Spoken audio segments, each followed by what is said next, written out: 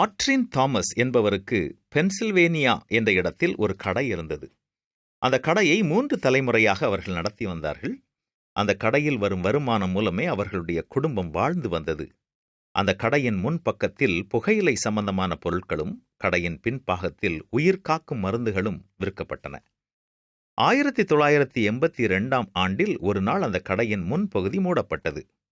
கடந்த 92 ஆண்டுகளாக அவருடைய குடும்பத்தினர் புகையிலையில் உருவாகும் பலவிதமான பொருட்களை விற்று வந்தனர். ஆனால் அந்த போதைப் பொருட்களை வாங்கி உட்கொண்ட அநேகர் புற்றுநோயாலும் இதய நோயாலும் மாண்டனர்.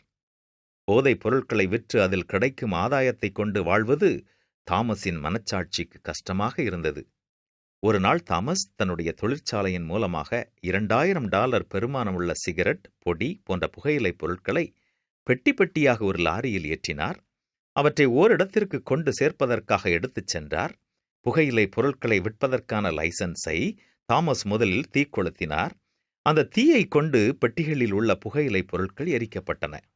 அவைகள் எரிந்து சாம்பலாகும்போது தாமஸ், மற்றவர்களுடைய சுக வாழ்வை விட நான் பணம் சம்பாதிப்பது பெரிதல்ல என்று தன்னுடைய குடும்பத்தினருக்கும் தனது ஊழியர்களுக்கும் சொன்னார். உண்மையான காரியத்தை செய்வதை குறித்து பலர் வாய்க்கிளிய பேசலாம். ஆனால் தாமஸ் சொன்ன சொற்களை செயலில் காட்டுவதுதான் சரியானதாக இருக்கும் என்று நாம் நம்புவோம்.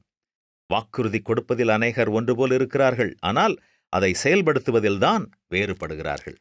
வேதம் என்ன கூறுகிறது தெரியுமா? நீதிமொழிகளில், மனுஷர் பெரும்பாலும் தங்கள் தயாளத்தை பிரசித்தப்படுத்துவார்கள், உண்மையான மனுஷனை கண்டுபிடிப்பவன் யார்?